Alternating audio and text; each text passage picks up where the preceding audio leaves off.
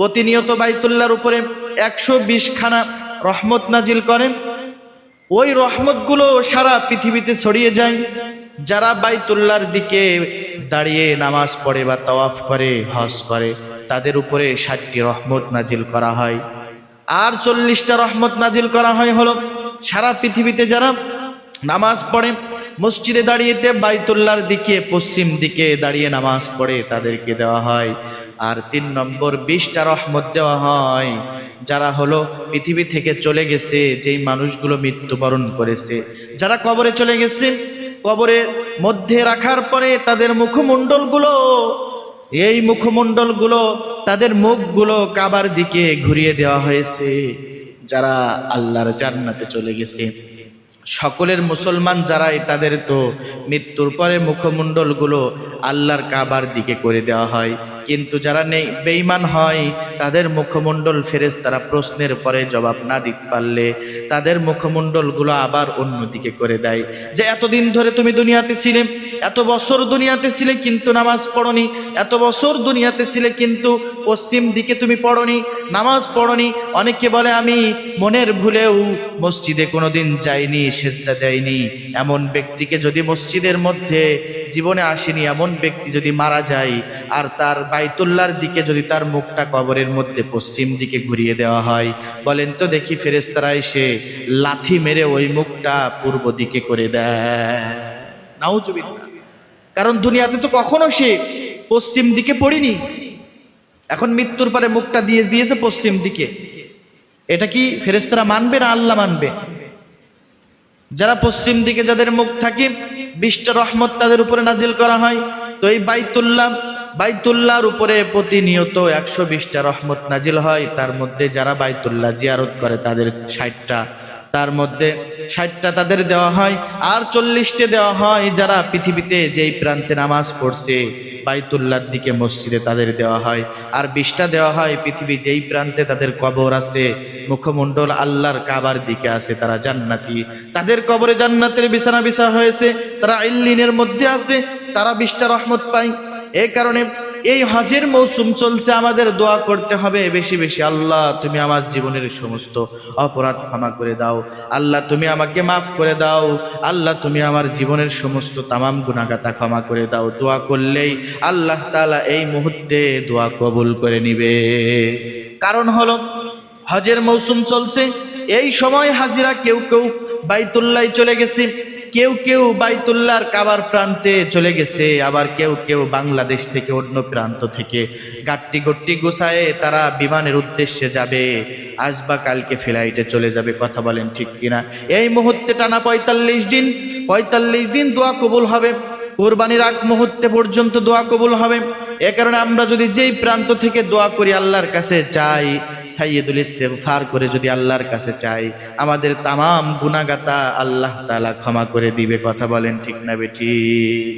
এ কারণে আল্লাহর কাছে দোয়া করতে হবে আমার প্রিয় ভাইরা। 1 নম্বর আমল হলো ইস্তিগফার করতে হবে। 2 নম্বর আমল হলো বেশি বেশি করে দোয়া করতে হবে। আগে ইস্তিগফার, তারপরে দোয়া। ইস্তিগফারের পরে দোয়া করলে ওই দোয়া কবুল হয়ে যায়, দুরূদের পরে দোয়া করলে ওই দোয়া কবুল হয়ে যায়। আল্লাহ রাব্বুল আলামিন হজের আদেশ দিয়েছেন, এটা ফরজ বিধান, হজ করতে হবে। অনেকে মনে করে আমার টাকা নাই, আমি হজ করব কেন? তোমার জন্য হজ না, আল্লাহ তাআলা বলছেন ওয়ালিল্লাহি আলান নাসি হিজ্জুল বাইতি মান ইসতাতা ইলাইহি সাবিলা। আল্লাহ রাব্বুল আলামিন বলছেন ওয়ালিল্লাহি আলান নাস, হজ তাদের জন্য, হিজ্জুল বাইতি মান ইসতাতা ইলাইহি সাবিলা, যাদের টাকা পয়সা আছে, বাইতুল্লাহ জিয়ারত করার খরচ আছে, মক্কায় যাওয়ার খরচ আছে, যারা খরচ বহন করতে পারবে তাদের জন্য হজ করো। আপনার আমার টাকা নাই, হজ নাই, তবে আমাদের প্রস্তুতি নিতে হবে। অনেকের চিন্তা চেতনা কি জানেন? অনেকের চিন্তা চেতনা জীবনে হজ ফরজ হবেও না, নিয়ত করে আর কি করব, সংসারই চলে না, তা হজের নিয়ত আর কি করব?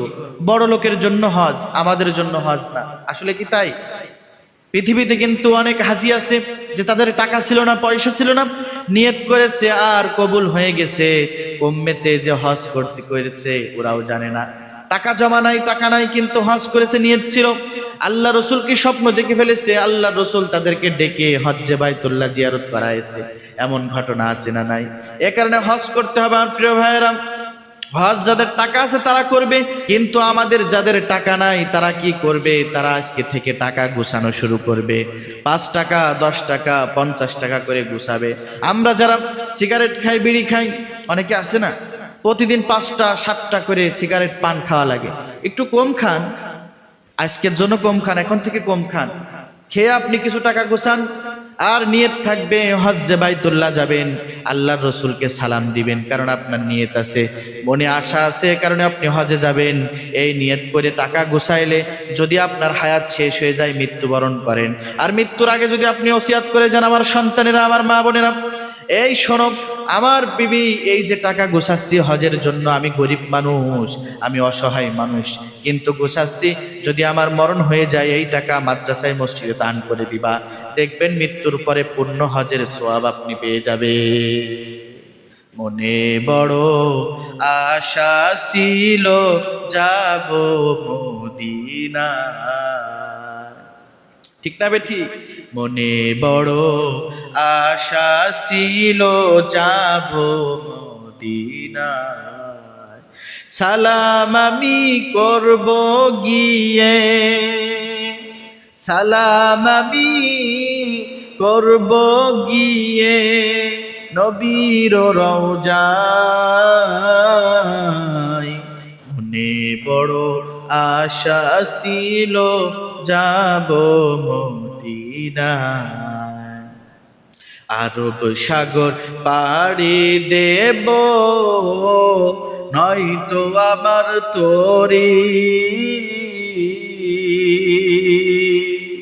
পাখি না হয় উড়ে যাব, ডানাতে ভর করি, ঠিক না বেটি? আমার আশায় আছে সম্বল নাই, আমার আশায় আছে সম্বল নাই, করি কি উপায়? মনে বড় আশা ছিল যাব মদিনা, ঠিক কিনা? আমাদের আশা আছে, নিয়ত আছে, কিন্তু অনেকের আশাও নাই, নিয়তও নাই। টাকা নাই তাই আশা নাই, নিয়ত নাই। না, আজকে থেকে নিয়ত করেন, আমি জানি আমি যেতে পারবো না, হালাল ভাবে চলি, 7 লাখ 8 লাখ টাকা সংসারের খরচ দিয়ে আমি চালাইতে পারবো না, যেতে পারবো না, যদি আল্লাহ না অনুগ্রহ করে। অনেকের টাকা আছে তারাও যেতে পারে না, অনেকের টাকা নাই তারাও চলে যায়, আছে না নাই? এ কারণে নিয়ত করতে হবে হজ্জ বাইতুল্লাহ জিয়ারত করবেন। কারণ আপনি কার কাছে রসুলের সালাম পাঠিয়ে দিচ্ছেন? রসুলের কাছে তো সালাম পাঠাইতে হবে। আপনি উম্মত, আপনার রসুল আপনার দেশে আছে, পৃথিবীতে আছে, সে জান্নাতে চলে যায়নি, বা সে এখান থেকে চলে আসমানে যায়নি, আল্লাহর কাছে যায়নি, বরং আপনার দেশেই ঘুমায় আছে, আপনার পৃথিবীতে আছে। আপনি রসুলের সালাম দিতে পারলেন না, আপনার আবার মতন হতভাগা পৃথিবীতে আর কেউ নাই। পাখি শুনে যেমন মনের বাসনা, পাখি শুনে যেমন মনের বাসনা,